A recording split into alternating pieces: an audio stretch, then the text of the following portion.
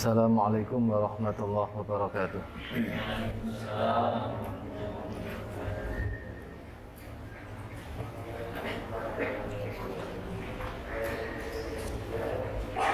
Al-Fatihah.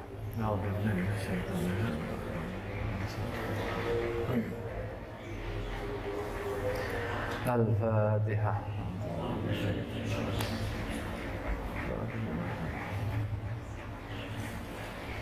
Al-Fatihah.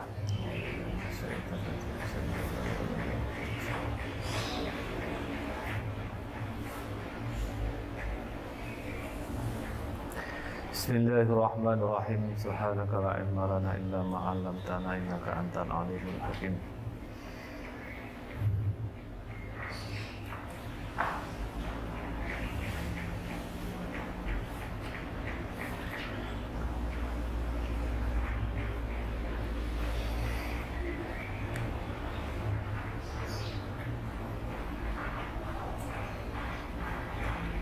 Qauluhu ta'ala Laisa alaikum Laisa alaikum junahun an tabtahu fadlan min rabbikum.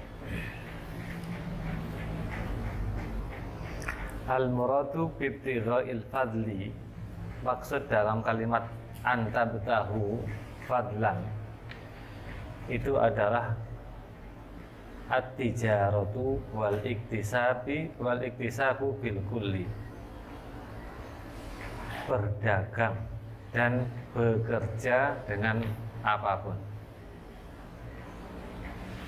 Jadi mencari keutamaan Tuhan itu artinya bekerja atau berdagang. Qala al-Imam Abu Hayyan, Imam Abu Hayyan berkata, waqad in aqadal ijma'u ala jawazit tijarati wal iktisabi bil kulli. Telah sah adanya ijma' bolehnya berdagang dan bekerja. Wal ittijari idza ata bil haji ala wajhihi, dan berniaga jika sudah mendatangi haji, ala wajhihi, berdasarkan caranya yang benar. Jadi intinya adalah boleh ketika haji nyambi kerja, itu boleh.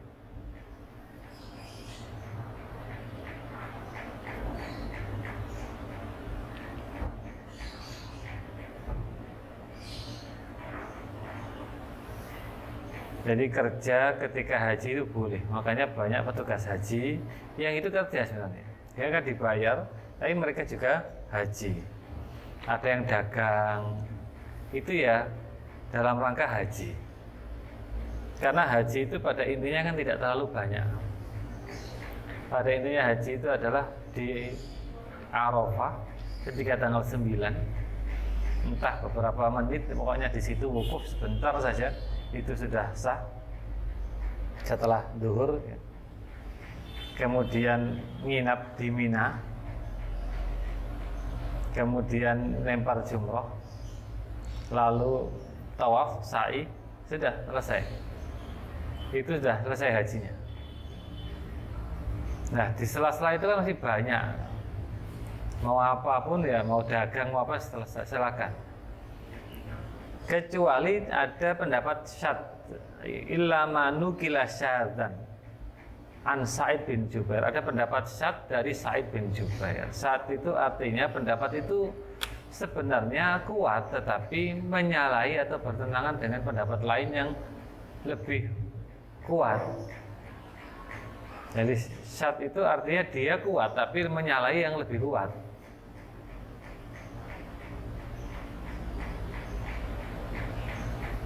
Bahwasanya dia pernah ditanya oleh Sa'id oleh A'rabi, wa annahu, sesungguhnya Sa'id bin Jubair pernah ditanya oleh A'rabi, an ukri ibli, apakah saya boleh menyewakan untaku ini?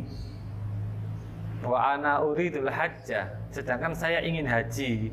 bisakah untaku saya sewakan mungkin untuk kendaraan orang yang tawaf gitu misalkan.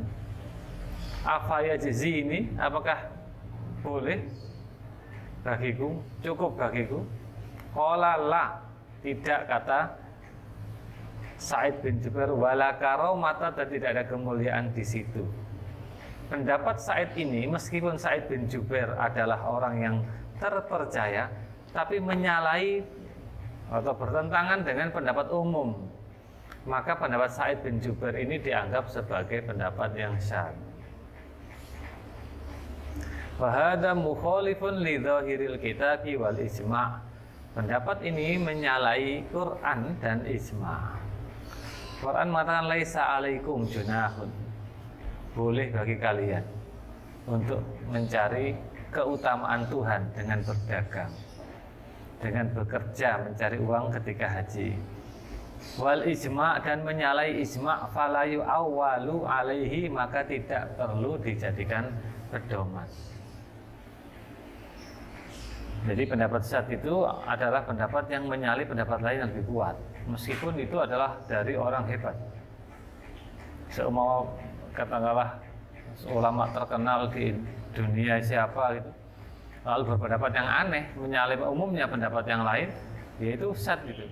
Itu pendapatnya syadz. Wa qala al-Imam Syinqiti wala khilafa, dan tidak ada perbedaan bainal ulama, antara para ulama, fi annal murada bil fadli al wadkul, bahwa yang dimaksud dengan keutamaan yang disebut dalam ayat ini itu ribahut tijarati, adalah laba perdagangan, kama dzakarna, sebagaimana yang sudah saya sebutkan. Wadda ila dzikril ijma', motif penyebutan ijma' adalah ta'yinul ma'nal muradi bil fadli, menentukan makna yang dimaksud dengan al-fadl. Li'annahu lafdzun mujmal, al-fadl itu lafadznya mujmal. Lafadz mujmal itu adalah lafadz yang belum dipastikan maknanya apa, karena masih umum. Misalkan sesuatu, itu mujmal. Seseorang, itu mujmal. Sesuatu, masukkan sesuatu itu ke sini ya, itu mujmal semua itu. Sini itu apa, sesuatu itu apa. Nah, dalam kalimat keutamaan kan banyak, keutamaan Allah itu kan banyak sekali. Fata'ayyanal muradu bihi bihadzal isma', maka menjadi tertentu maknanya dengan kesepakatan ulama ini.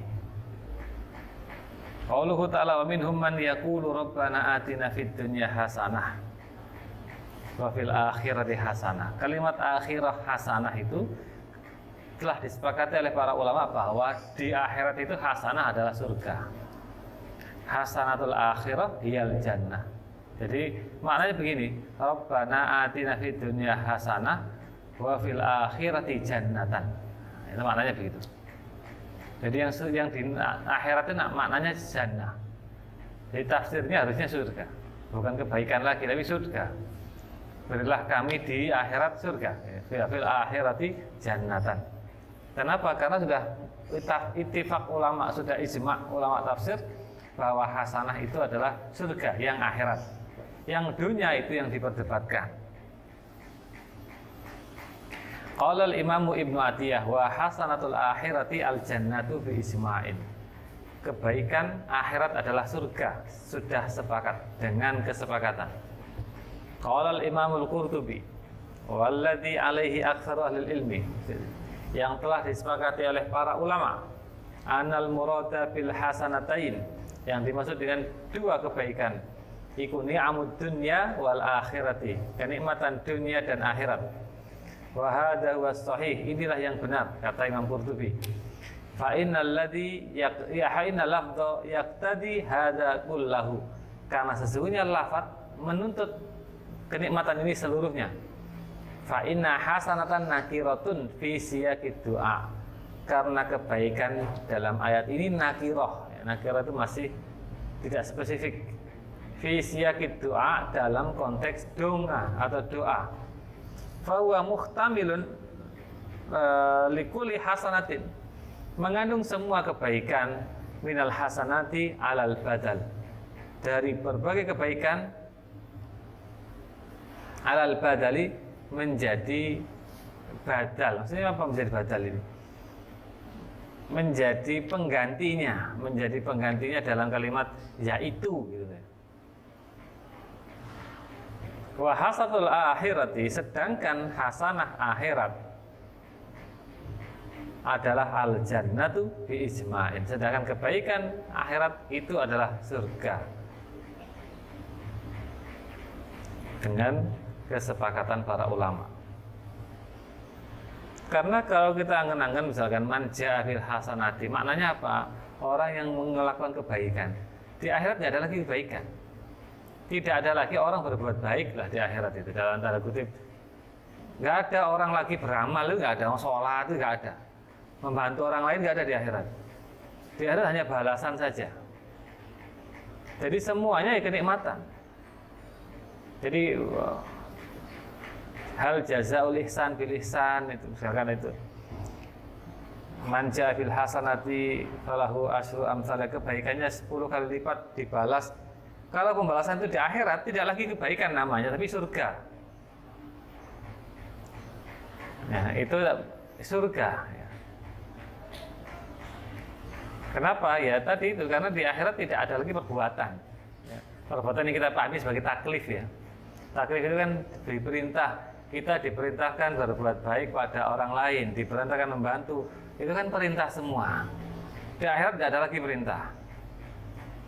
Adanya hanya menikmati saja. Jadi tidak ada perintah untuk melakukan sesuatu yang ini dianggap beban. Yang ada ya perintah untuk menikmati, ya, ada kalau begitu. Wada'i ila dzikril ijma'. Motif penyebutan ijma'nya adalah tahriru mahallin nizai, menjelaskan tempat perselisihan fil hilafi haula makna hasanatid dunya, dalam perbedaan tentang makna hasanah dunia. Kalau hasanah dunia itu macam-macam tafsirnya, tapi kalau hasanah akhirat hanya satu, sepakat adalah surga. Kalau hasanah dunia, haitsu qala ba'dhum innahal afiyatu fis sihhati wa kafafil mali.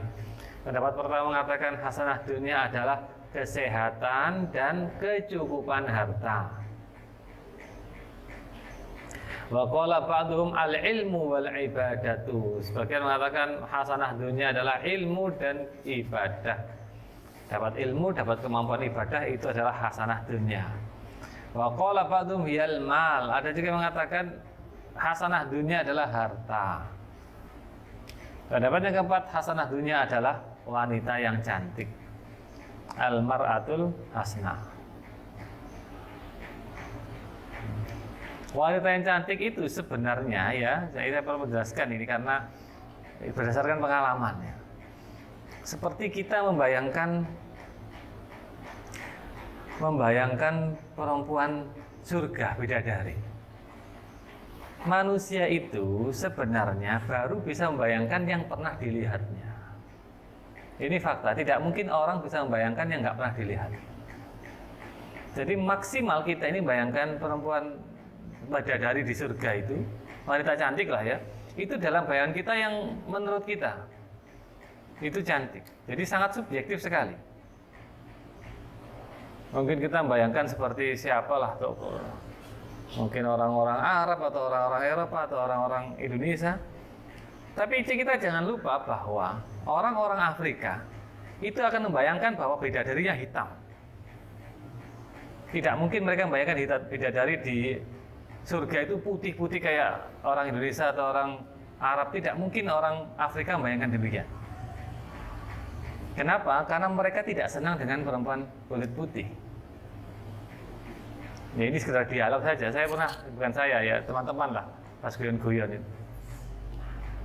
Tanya ke teman yang orang-orang Afrika, Nigeria, orang Mali, senang dengan yang putih? Nggak senang. Kenapa? Seperti babi katanya. Jadi orang-orang Afrika itu pasti membayangkan wanita cantik surga, kayak mereka, hitam-hitam itu.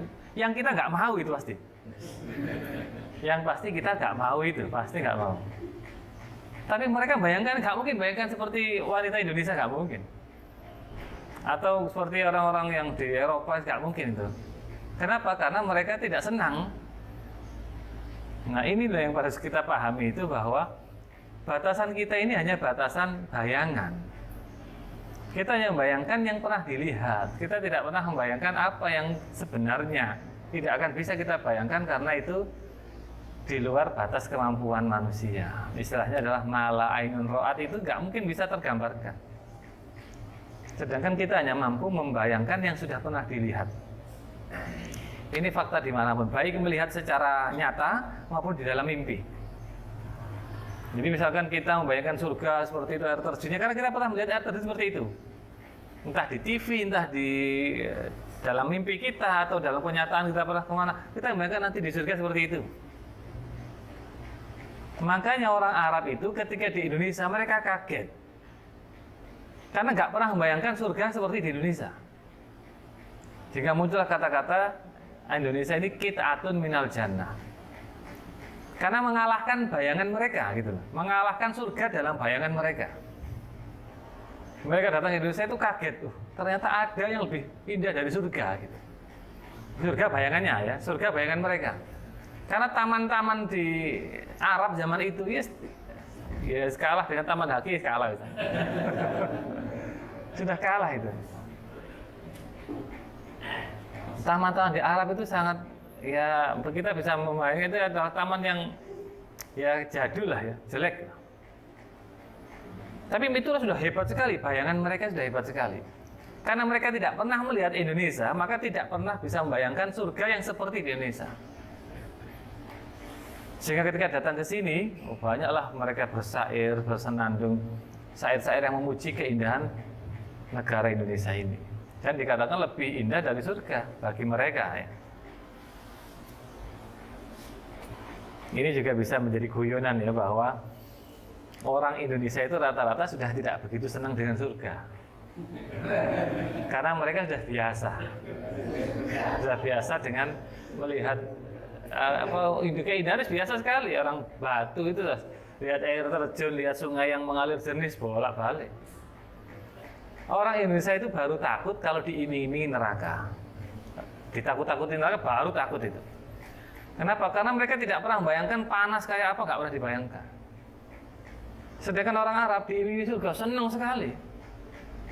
Kalau ditakut-takutin neraka nggak wedi. Sudah biasa itu. Sudah biasa orang-orang Arab ditakut-takutin neraka itu apa? Kalau doa kayak gini begitu. Itu kebanyak sekali guyonan-guyonan di Sudan. Kasihan orang Sudan itu. Hidupnya kepanasan, dikubur ke kepanasan. Ya karena tanahnya panas. Tanahnya kan panas itu. Karena saya di Sudan itu kalau wudhu, airnya loh hangat. Jadi air hangat itu kalau untuk cuci muka nggak kuat. Jadi itu mau tidak mau ya harus kayak kita mau ngipasi lah. Kalau pas musim panas banget itu biasanya bulan Juli, Agustus. Nggak kuat wudhu itu nggak kuat. Kalau untuk tangan bisa nahan lah. Kalau untuk wudhu, apalagi air tandon, yang tandonnya tandon yang besi-besi seperti itulah, yang lempeng-lempengan seng itu. Wah, panas sekali. Jadi orang-orang Arab itu ditakut-takuti neraka nggak ngefek. Tapi kalau diiming-imingi surga, mereka semangat. Sedangkan sebaliknya Indonesia ini guyonan pribadi ya. Kalau diiming-imingi surga nggak kepingin dari Indonesia itu. Dan takut-takutin neraka baru. Coba kita bisa lihat dakwah di Indonesia itu mesti nakut-nakuti. Kebanyakan nakut-nakuti karena mereka kamu nanti kalau celaka loh, kamu nanti sengsara loh, baru takut. Kamu nanti menjadi orang sukses, apa sih bodoh itu termotivasi. Nah ini kembali ke ini al-mar'atul hasanah ini, atau wanita yang cantik ini hasanah menurut salah satu versi ulama tafsir. Tentu sekali lagi kembali ke bayangan ya. Hasanah itu cantik itu bayangan. Bayangan kayak apa itu tergantung siapa yang baca. Orang Cina pasti bayangnya ya seperti orang Cina. Orang India yang bayangkan seperti orang India. Qauluhu ta'ala wadhkurullaha fi ayyami ma'dudat. Ayam ma'dudat adalah ayyamu mina. Dan sebutlah Allah, ingatlah Allah di dalam hari-hari yang ditentukan, yaitu hari Mina. Maksudnya apa? Ya baca talbiyah itu. Baca talbiyah Allah baik, Allah maha baik, di antara itu, atau takbiran itu Allah Akbar, Allah Akbar walillahil hamd itu dalam hari-hari Mina itu. Qala al-Imamul Jassas wala khilafa baina ahlil ilmi, dan tidak ada perbedaan antara ulama annal ma'dudat, bahwasanya ma'dudat kata itu adalah ayyamut tasyrik, hari-hari tasyrik 11, 12, 13. Wa qala al-Imamul Mawardi qauluhu ta'ala wadhkurullaha fi ayyami ma'dudat hiya ayyamu Mina, adalah hari-hari Mina. Hari nginap di Mina itu 3 hari, 3 malam ya, malam 11, malam 12, malam 13. Orang-orang kaya itu nggak mau nginap, langsung bayar dam pulang. Yang terkenal dengan perilaku seperti ini adalah orang-orang Emirat. Jadi orang Emirat itu hajinya sangat praktis sekali. Dia haji wukuf di Arafah tanggal 9, mungkin datang tanggal 8 lah mungkin. Tanggal 8 datang ke hotel, langsung ganti baju ihram atau bagaimana lah niatnya itu. Dapat dari Emirat langsung pakai ihram. 8 datang, 9 ke wukuf Arafah. Lalu besoknya ngelempar jumroh tanggal 10, karena ini termasuk ketentuan. Habis lempar jumroh, lalu tawaf, sa'i, pulang. Nginap di Mina, bayar dam. Mau punya uang mereka. Damai kan, katakanlah misalkan sehari 1 kambing ya 3 kambing, ringan itu. Bagi orang-orang Emirat ringan itu. Karena memang ini bukan termasuk rukun ya. Wahia ayyamu mina qaulu jami'il mufassirin, pendapatnya semua ahli tafsir. Wa qala al-Imamul Qiyya al-Harasi walam yakhtalif ahlul ilmi anna ayyama mina salasatun ba'da yaumin nahri.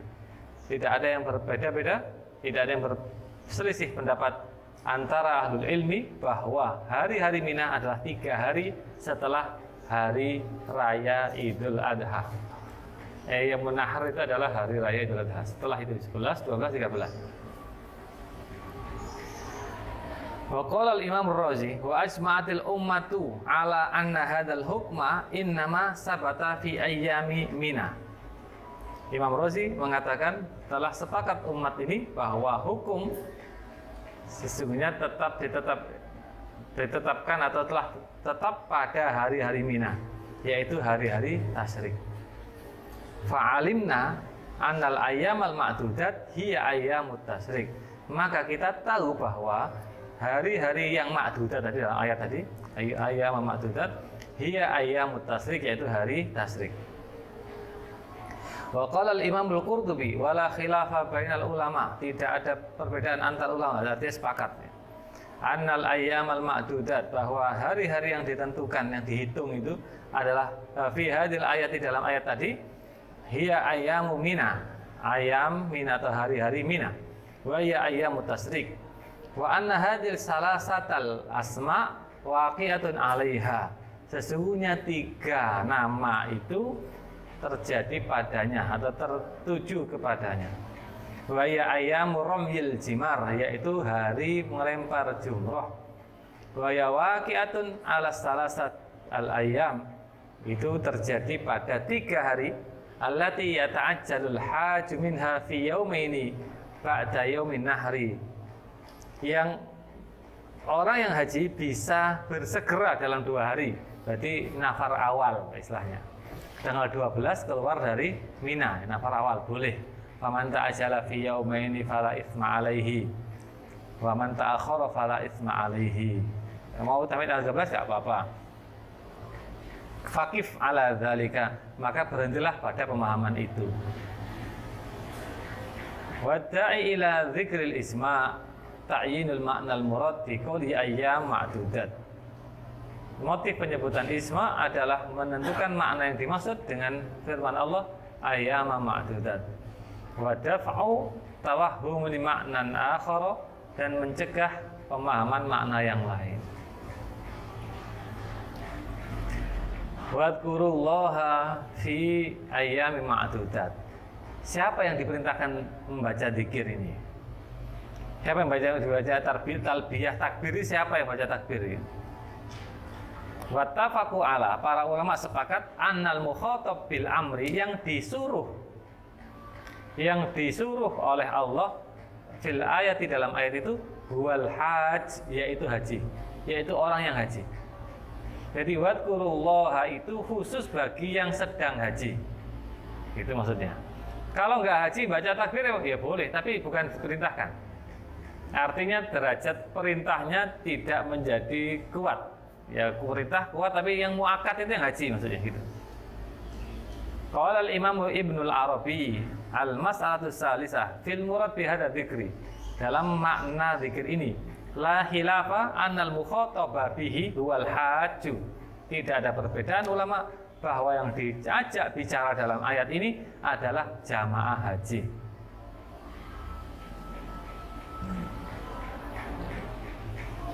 Khutiba bitakbir inda ramyil jimar, diperintahkan untuk membaca takbir ketika melempar jumrah. Jadi wadkurullaha fi ayyami ma'dudat, artinya kalau melempar jumrah sebutlah Allahu Akbar. Biasanya kalau jumrah itu Allahu Akbar. Ada yang namanya bismillah Allahu Akbar. Itu perintahnya dalam ayat ini, wadkurullaha fi ayyami ma'dudat.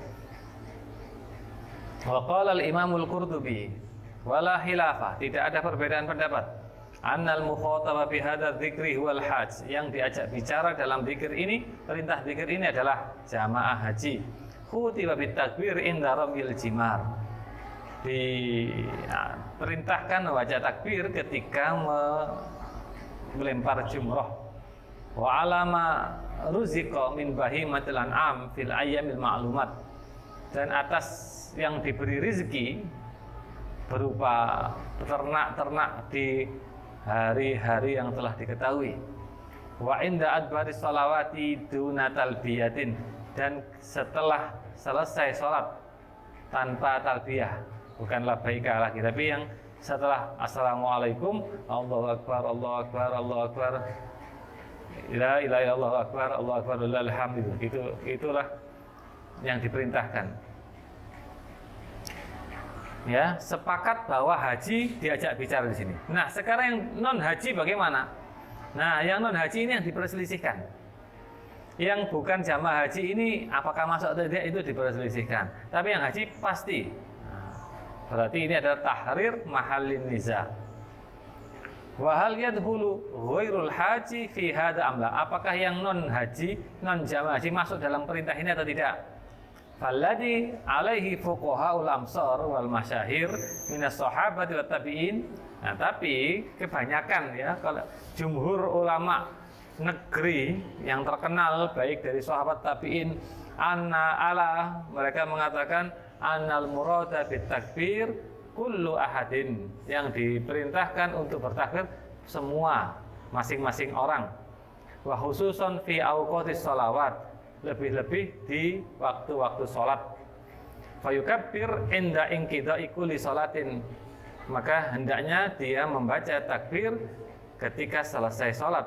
Kanal musalli wahdahu au fi jama'atin, baik yang sholat itu sendirian atau berjamaah, takbiran dhahiran fi hadil ayyam, secara nyata, secara jelas dalam hari-hari ini. Iktidaan bis salafi radhiyallahu anhum, meniru para ulama salaf. Wa fil mukhtasar, nah, tapi ada lagi dalam kitab yang lain, wala yukabbirun nisa duburus sholawat, yang khusus wanita enggak perlu membaca takbir yang takbiran itu loh bahasa kita itu, setelah sholat di hari tasyrik itu. Wal awwalu ashhar, tetapi pendapat yang pertama yang semua tetap dianjurkan membaca takbiran itu lebih terkenal. Li'annahu yalzamuha hukmul ihram karrajuli, karena kalau enggak wajib baca takbir, dia akan diwajibkan hukum ihram seperti laki-laki. Ya karena maksud ini, karena bagi wanita juga wajib hukumnya seperti hukumnya ihram laki-laki. Jadi kalau laki-laki disuruh ya wanita ya disuruh begitu saja. Qalahu fil mudawwanah.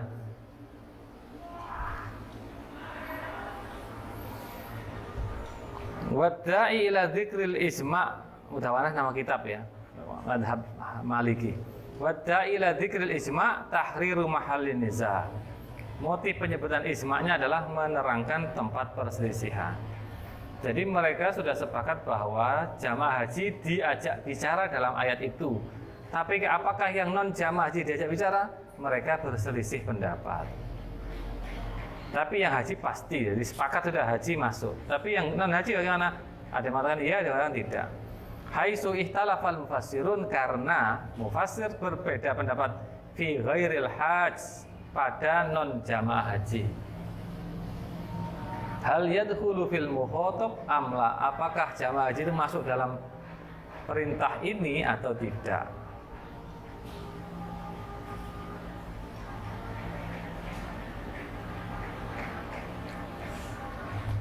Qauluhu ta'ala la yu'ahidukumullahu billahwi fi aymanikum walakin yu'ahidukum bima kasabat qulubukum. Al-muradu bima kasabat ay ma ta'ammadat. Maksud dari kasabat adalah ma ta'ammadat, yang disengaja ya. Allah tidak menghukum kalian atau mengambil persumpahan kalian yang diakibatkan atau yang dijalankan berdasarkan lahun. Lahun itu adalah guyonan. Tetapi Allah hanya membalas atau menghukum yang sengaja oleh hati kalian, yang disengaja oleh hati kalian. Kalau tidak sengaja, guyon, ya tidak. Qala al-Imam At-Tabari, ikhtalafa ta'wil fil ma'na alladhi aw'adallahu ta'ala dzikrahu fi qoulihi. Para ahli tafsir berbeda-beda tentang makna yang Allah ancam dengan firman-Nya, walaki yu'ahidukum bima kasabat qulubukum. Tetapi Allah menyiksa kalian, menghukum kalian atas apa yang dihasilkan oleh hati kalian. Nah, kasabat ini maknanya apa? Ibadahu ya, pada hambanya, annahu mu'ahiduhum bihi, bahwa Allah akan menghukumnya pada isma'i jami'ihim, setelah mereka sepakat ala anna makna qaulihi, bahwa makna qaulihi ta'ala bima kasabat qulubukum ay ma ta'ammadat, sesuatu yang disengaja oleh hati kalian. Makna ancaman Allah itu apa, itu diperselisihkan, tapi yang jelas kasafat maknanya ta'ammadat atau sengaja. Ini kenapa ini? Karena ada perbedaan budaya antara orang-orang Arab dan orang-orang non-Arab. Arab itu punya budaya bahwa sumpah itu sangat remeh. Jadi dalam budaya Arab itu sumpah itu sangat remeh. Jika kalau kita sekarang ini di Mesir atau di Saudi, kata-kata wallah itu sering kita dengar. Tiap hari wallah itu biasa itu. Makanya oleh karena itu ya tidak semuanya harus dihukum guyonan gitu. Billahwi ya, kalau billahwi ya enggak. Tapi mata amadat, maka sahabat yang disengaja itulah yang harus diperhitungkan. Kalau hanya guyon-guyon ya enggak. Jadi guyonannya orang Arab dengan kata-kata wallahi itu sama dengan kita guyonan dengan kata-kata insya Allah. Jadi misalkan, masa sih kamu masuk anta dahil Allah, titik wallahi sudah dipakai.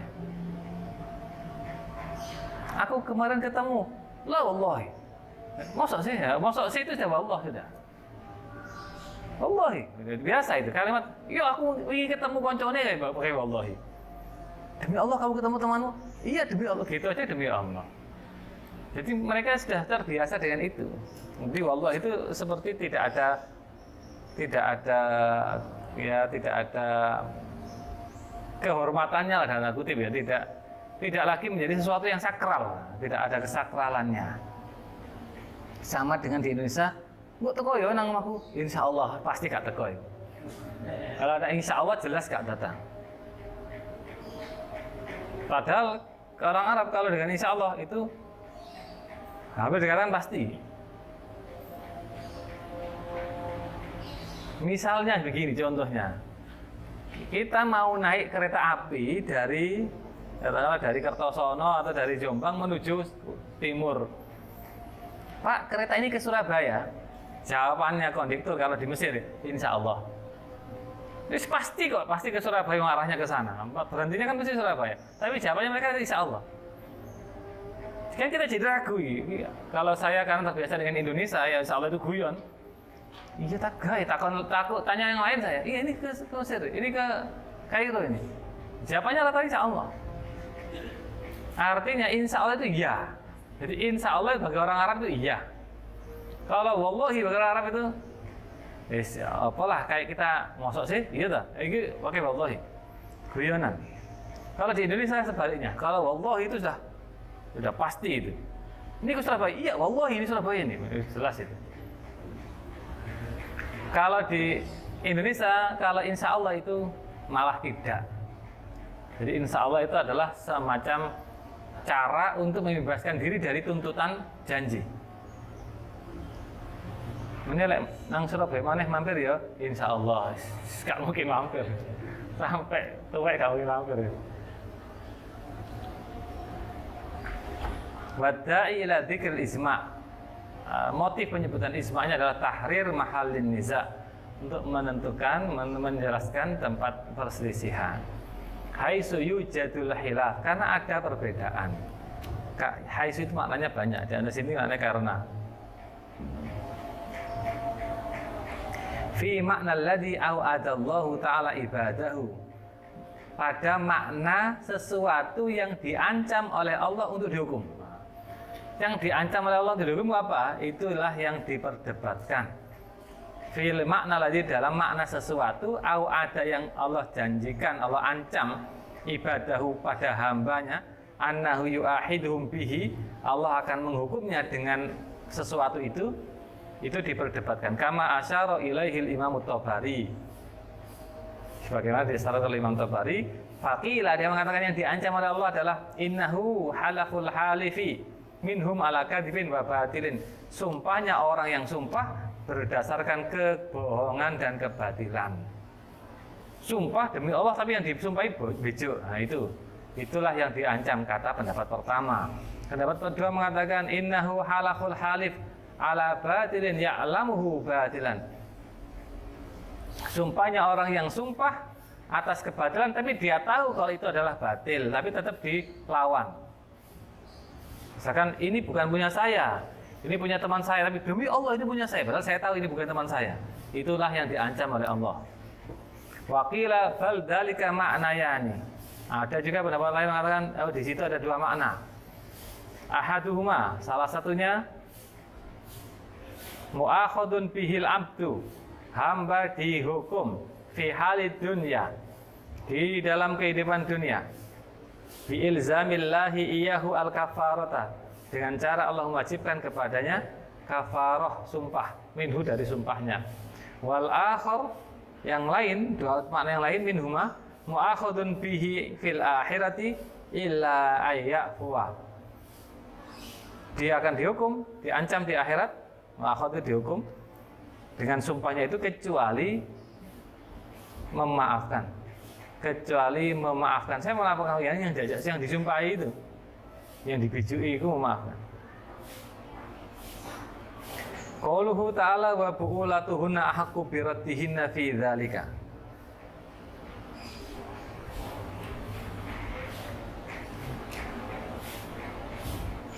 Ini dalam ayat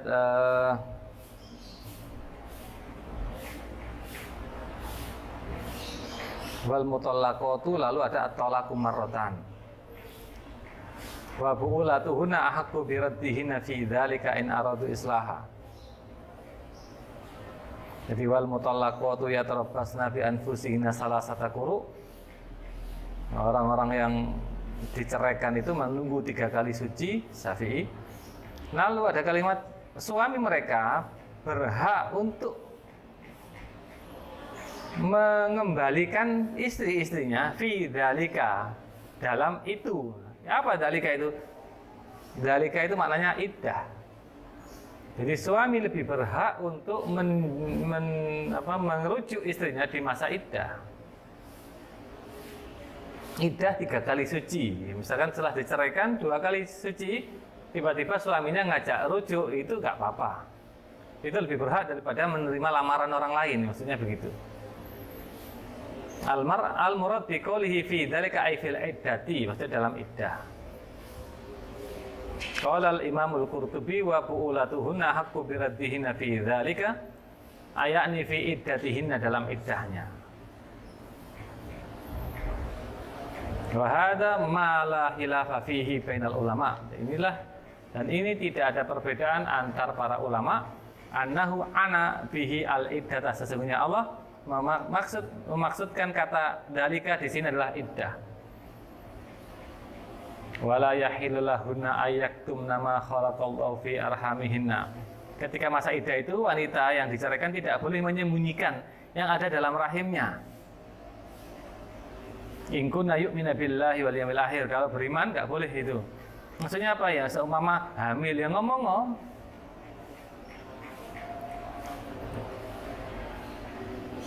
Terus wa bu'ulatuna haqqu biraddina fi dzalika in aratu islaha. Istri suaminya lebih berhak untuk merujuknya dalam masa iddah itu jika mereka ingin islah, ingin rukun. Jadi sebelum yang lain masuk, mantan suami itu paling berhak untuk mengajak rujuk dulu. Karena dalam budaya ya. Masalahnya begini ya, masalah sekarang ini budaya-budaya yang disebutkan dalam Al-Quran itu sudah bergeser sekarang, budayanya sudah bergeser dengan budaya baru yang seakan-akan kita membaca Quran ini kok gini ya, kayak gini ya, kayak gak mungkin gitu loh. Tapi di dalam Quran dan budaya zaman Nabi dulu itu sangat mungkin sekali. Misalkan ada kalimat ya, di dalam surat Al-Baqarah itu apa ya? Wala junaha alaikum fima arradtum bihi min hitbatin nisa'i au aqnamtum fi anfusikum. Kalian orang-orang lain ya boleh atau tidak boleh untuk mendohirkan lamaran kepada wanita-wanita yang diceraikan. Nah, seperti ini sekarang ini kayak jarang sekali. Dulu di masa-masa Nabi, para sahabat tabiin, kalau ada orang dicerai, itu yang nggak antri semuanya sudah. Yang antri sudah banyak.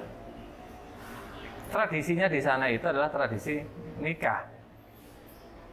Jadi hak wanita harus punya laki-laki, harus punya pemimpin. Jadi meskipun tua tetap dilamar. Nah, kenapa? Ya karena biar punya siapa yang melindunginya nanti. Nah, hubungannya dengan tradisi. Kita mungkin dengar ya tahu cerita Sayyidina Umar bin Khattab nawarkan Sayyidah Hafsah kepada banyak orang. Nawarkan ke Utsman bin Affan, nawarkan ke Abu Bakar. Ini seperti tradisinya begitu. Ya, sekarang kan tidak. Di sini sudah nggak ada. Kalau sudah cerai ya sudah, kayak suwi baru nikah suwi. Kalau mari dantek paling 3 hari langsung akad. Di sini kan enggak. Suwi bahkan bertahun-tahun bahkan sampai nggak nikah lagi. Kalau di sana zaman dulu itu biasa, makanya ada sampai rayuan-rayuan. Jadi yang boleh itu yang arradtum bihi fi hitbatin nisa, yang kamu sindir-sindir boleh. Alimallahu annakum satadkurunahunna. Allah tahu kamu akan menyebut mereka. Walakin la tuwa'iduhunna sirron. Tapi jangan kamu menjanjikan kepada dia secara rahasia. Engko nikah mbek aku ya, gak oleh itu. Tapi dirayu, wah ayo rek, tambah ayu. Mari pegatan tambah ayu, boleh itu. Dengan isyarat berarti aku mari ini ngelamar sampean loh ya. Tapi gak boleh diomong itu. Itu biasa. Misalkan innakila jamilatun, ditafsir disebut itu kalimat itu. Innakila marhubun fiki, kamu pasti disenangi banyak orang. Kalimat seperti ini vulgar sebenarnya. Ada di tafsir-tafsir itu. Menceritakan bahwa dulu adat kita atau adat orang muslim zaman itu adalah ya nikah gitu, adatnya nikah. Sehingga kalau ada orang ngerayu-ngerayu begitu, kok suaminya tadi, wis ambek aku maneh wis langsung sudah nggak ada ruang lagi untuk orang lain. Wa bu'ulatuhunna ahaqqu biraddihinna. Maka suaminya paling berhak untuk merujuknya. Dan ajakan rujuk suami tidak boleh ditolak. Kecuali penyebab perceraian tidak istri, artinya istri yang nuntut ya, itu berarti bukan tolak tapi biasanya apa hulu atau fasah ya. Kalau yang nuntut itu istrinya ya beda lagi nanti ceritanya. Jadi istri bisa bayar kepada suaminya. Hulu itu kan bayar ya. Aku minta cerai tapi bayar. Itu kamu bayar apa sih kalau bayar barang? Karena maharnya mahal. Gitu loh. Kalau di Indonesia maharnya seperangkat alat sholat. Ya gak usah dibalik wis ngono. Kalau di sana maharnya 50 ekor unta. Berapa? 1 unta itu paling murah 30 juta. Berarti maharnya kan 1 M setengah. Kalau kamu menuntut cerai, ya balik no. Nah, gitu loh. Itu wajar sekali. Jadi kalau kita membaca Quran dengan tradisi dulu, kita wajar. Kalau kita menganggap, wah sore cerai kok dibalik mahar piro sih kok dibalik? Nah iya kalau mahar Anda hanya 1 juta, katanya nagih ya sungkan. Kalau maharnya 1 M, ya balik rek. Ya, saya nggak nyindir semua ya, tapi memang tradisi kita beda gitu. Saya hanya ngomong tradisi kita beda. Makanya mahar itu di Quran disebut berkali-kali karena ini sesuatu yang berharga. Sampai ada kalimat kintoron. Kintor itu kan emas yang selantakan gitu. Mungkin 1 kilo emas gitu loh. Jadi maharnya orang-orang Arab itu kan jor-joran itu. Nabi Muhammad kalau nggak salah mahar kepada Sayyidah Khadijah 50 ekor unta. Nah ini uang miliaran itu. Sekarang ini nggak mampu kita ini kalau bayar segitu. Eman-eman. Mau mahar 100 juta wis gempar. 1 juta rek. Wis gempar sudah. 1 juta itu hanya 3 ekor unta itu. Ringan bagi Nabi Muhammad dan para sahabat. Nah ini segera cerita bahwa kenapa kok Quran kok membahas sampai ini lebih berhak untuk merujuk mahar dikembalikan. Kalau belum bersentuhan tapi mahar sudah ditentukan dikembalikan separuh kan begitu. Wa idza talaqtumuhunna min qabli an tamassuhunna wa qad faradtum lahunna faridatan fanisfu ma faradtum.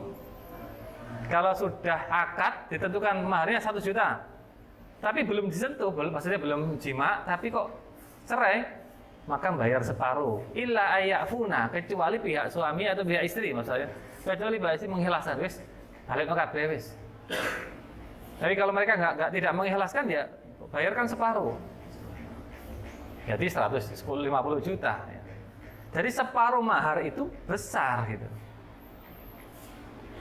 Makanya ada dalam kitab fikih mahar yang dikredit, gitu? Ada diutang, mahar dainan, ada. Kenapa? Karena mahal-mahal. Kalau di sini masa sepakat alat sholatnya diutang kan? Nggak mungkin. Ini maksud saya menceritakan bahwa perbedaan tradisi itu membuat kita sulit untuk memahami Al-Quran. Karena beda tradisi, jadi kita bayangkan Quran kok begini ya, kok aneh Quran itu.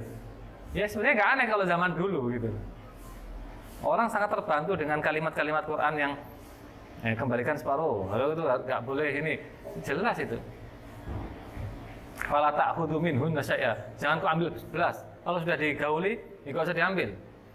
Karena ada kalimat seperti itu. Ata'khudhunahu buhtanan wa itsman mubina. Apa kau akan mengambil kembali itu? mahar yang sudah kau berikan itu. Ya, seperti itu contoh-contoh yang perlu dijelaskan adanya perbedaan budaya tentang Islam di zaman itu dengan di zaman sekarang, khususnya yang di Indonesia. Kalau Indonesia sangat mudah sekali. Makanya orang Arab ke sini nikah di sini mudah sekali. Karena di sana nikah itu kan 100 juta, di sini kan 5 juta sudah bisa. Ya, ini sekedar informasi untuk tukar menukar kebudayaan. Wadda'i ila dzikril isma bayanul mubham al-warid fi qoulihi bidzalika. Motif penyebutan ijma dalam ayat ini adalah menjelaskan yang mubham, menjelaskan yang masih samar ini dalam kalimat fi dzalika. Fi dzalika dalam hal itu. Itu apa? Itu adalah masa iddah.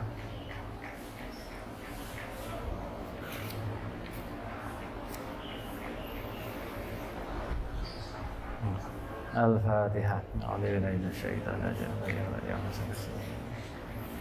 Bismillahirrahmanirrahim. Alhamdulillahirabbil alamin. Allahumma shalli wa sallim barik ala sayyidina Muhammad. Allahumma inna nas'aluka fahman nabiyyin wa hifdzal mursalin wa ilhamal malaikatil muqarrabin bi rahmatika ya arhamar rahimin. Allahumma aghnina bil ilmi wa zayyinna bil hilmi wa akrimna bit taqwa wa jammilna bil afiyah. Wa sallallahu ala sayyidina Muhammad wa ala alihi wa sahbihi wa baraka wa sallam. Alhamdulillahi rabbil alamin. Assalamualaikum warahmatullahi wabarakatuh.